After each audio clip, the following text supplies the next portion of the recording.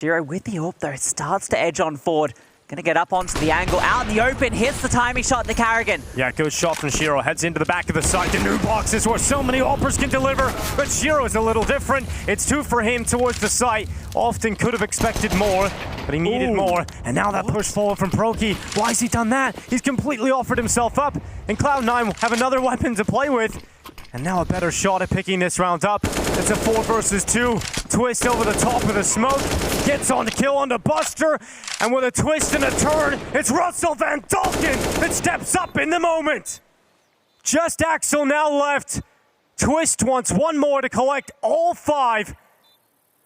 And Axel has got to be shaking coming back into this one. It's the big game player with the big game rounds. Twistzz yet again with all 5. How the hell does that happen?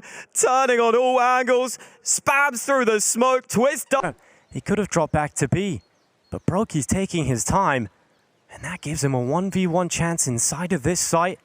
And Broki knows if he can find one in here, that's gonna be the round back on, and he will immediately connect onto Nafany. And he'll go back towards short. Broki starting to consider all of the movements that Hobbit could have gone through. His heart rate racing in this impactful moment. One of the most important games of FaZe's year. And Broki could deliver them a crucial clutch. He's wrapped to the apartments.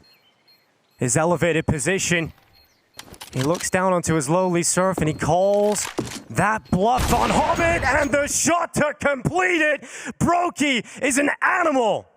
The composure, the patience that Broki is showing, and the reaction from Cloud9 says it all.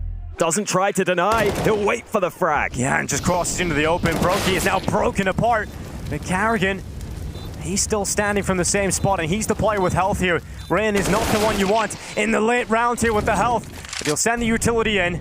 They now know exactly where he is. And Buster burns away. And now it's down to just a 1 versus 1. 2 players that engaged in damage earlier in middle. Now it comes down to the final tap, and Rain does not fall for it the first time around. There's no stick, there's no time. Rain's won it from just hiding around the corner. Buster was so low. I can't believe they managed to pull that back. There's the flames. You can see the decision making here. Buster knows he has to try and fight this because Nafany, he can undo everything. He positions out in the open and he goes down. Twistzz has to do it again. MP9 out, gets the first. Buster trades, and now it's into the clutch. Well, it's just enough time to lock that plant in, but Buster, has he got the chops? Can he pull off this 1 versus 2 up against Rain and Broki? Broki comes back through from middle. Rain will pull the initial attention, and Buster thinks that's to pull attention away from short, so he's looking there instead.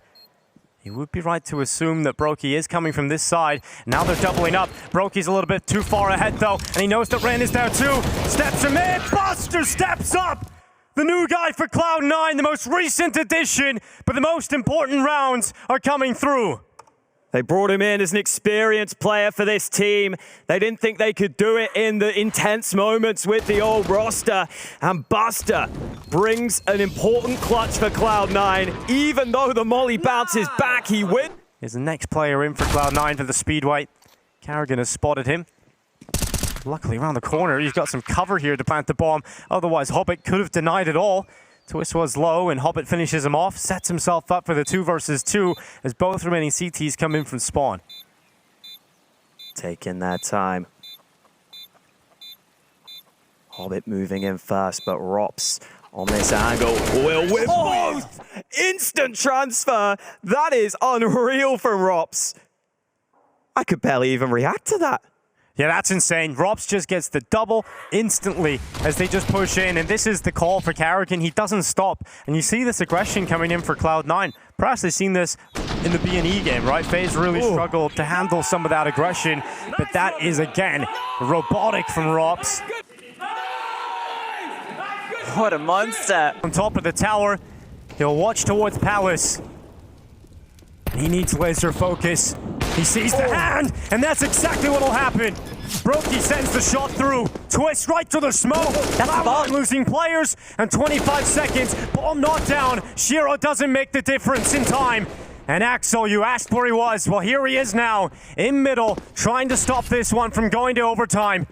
Hobbit recollects the bomb, but can he recollect Cloud9 senses? He cannot, and the time is ticking. Axel needs to immediately plant, and he is not going to be allowed to do that. Time is running out.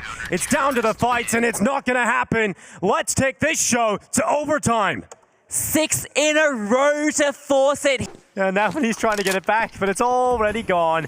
And 30 seconds left as Cloud9 start to shift their attentions back over to B, where currently it is Twistzz with an MP9 and Carrigan with just a P250. We've also got another player right above Twistz's head. The stack is at the ready, and Twistzz, okay, the MP9, the little gun, but it's rapid to kills. Axel and Shiro fall foul to it, and Twistzz yet again. How has he done that? How have Cloud9 let that go? When you need a hero, this man steps up and delivers. What a round. We were just talking about this run that Cloud9 were on. That one is such a blow. It's crazy because Twistzz is not really meant to get away with that, right? He's meant to get maybe one. The pistols above him, the setup should maybe deliver a bit more, but Cloud9 should absolutely not be attacking into the B side one by one, not looking at Twistzz. How easy are these kills at